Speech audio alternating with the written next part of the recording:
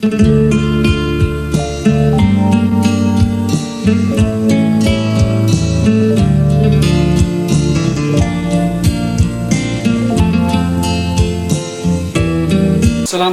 warahmatullahi wabarakatuh.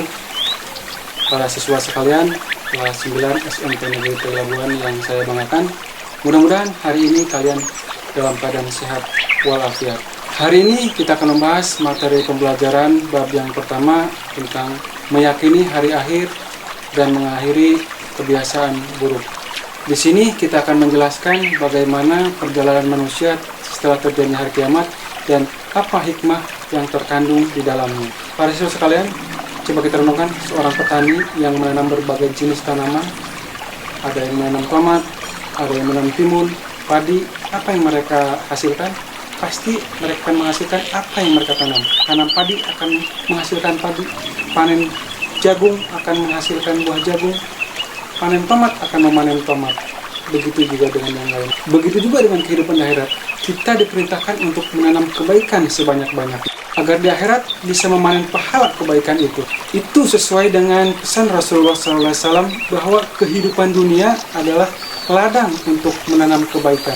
Jika yang kita tanam adalah kebaikan, maka kelak di akhirat kita akan memanen kebaikan. Dan sebaliknya, jika yang kita tanam adalah keburukan, maka kelak di akhirat yang kita panen adalah keburukan. Coba kita renungkan kembali, kehidupan dunia pada hakikatnya adalah sementara. Tidak ada orang yang akan hidup selama-lamanya.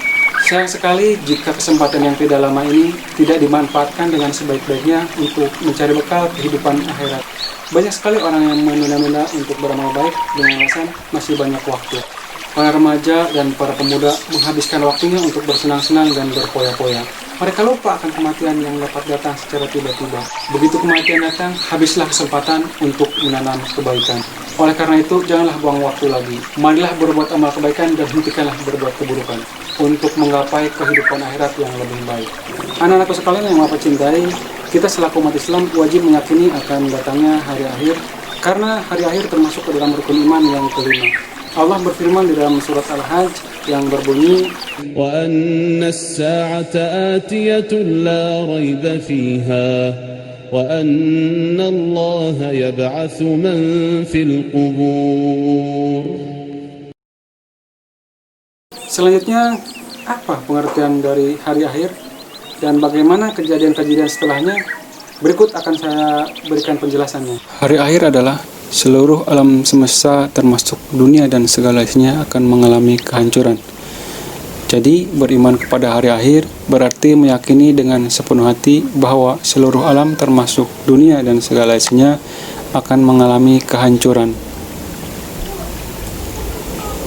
Hari akhir yang disebut juga dengan hari kiamat, ulama menggolongkannya ke dalam dua macam. Yang pertama, kiamat sugro atau disebut juga dengan kiamat kecil, yaitu terjadinya kematian yang menimpa sebagian umat manusia, misalnya matinya seorang karena sakit, kecelakaan, bencana alam, dan sebagainya. Yang kedua, kiamat kubro, yaitu kiamat besar, yaitu terjadinya kematian dan kehancuran yang menimpa seluruh alam semesta.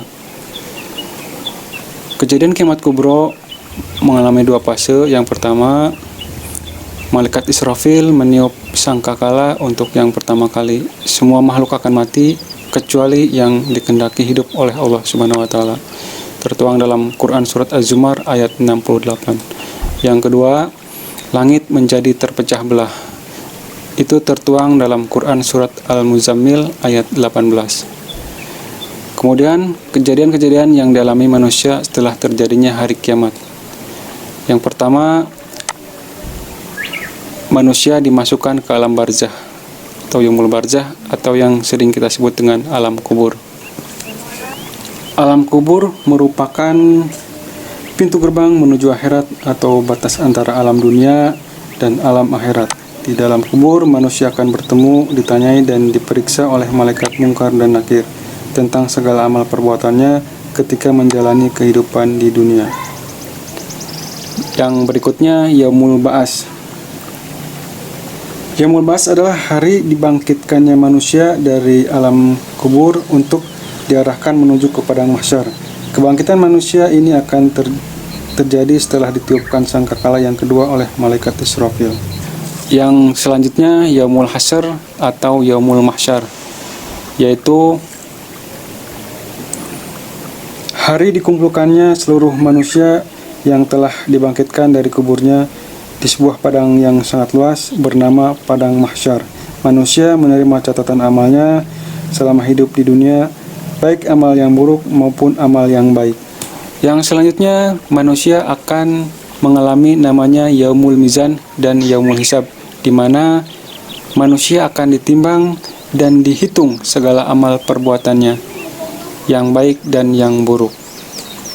Yang berikutnya adalah surga dan neraka, yaitu balasan terhadap amal perbuatan manusia. Apabila manusia selama di dunia mengamalkan perintah-perintah Allah dan meninggalkan segala larangannya dengan ikhlas, maka balasannya adalah kenikmatan, yaitu berupa surga. Dan apabila manusia meninggalkan perintah Allah dan mengerjakan larangan-larangannya, maka balasannya adalah kesengsaraan, yaitu neraka. Para siswa sekalian, itulah penjelasan tentang hari akhir dan kehidupan setelahnya. Dan hikmah yang bisa kita ambil dari beriman kepada hari akhir adalah berhati-hati dan bertindak, karena semua perbuatan akan ada balasannya di akhirat nanti. Yang berikutnya, memperbanyak amal ibadah. Dan yang terakhir, tidak melakukan perbuatan dosa, karena akan ada perhitungan amal manusia semasa di dunia. Semoga apa yang Bapak jelaskan dapat dipahami dan diyakini kejadiannya, sehingga kita bisa mawas diri, membiasakan berbuat baik, dan menjauhi perbuatan buruk. Insya Allah kita akan bertemu lagi pada materi yang akan datang. Terima kasih. Wassalamualaikum warahmatullahi wabarakatuh.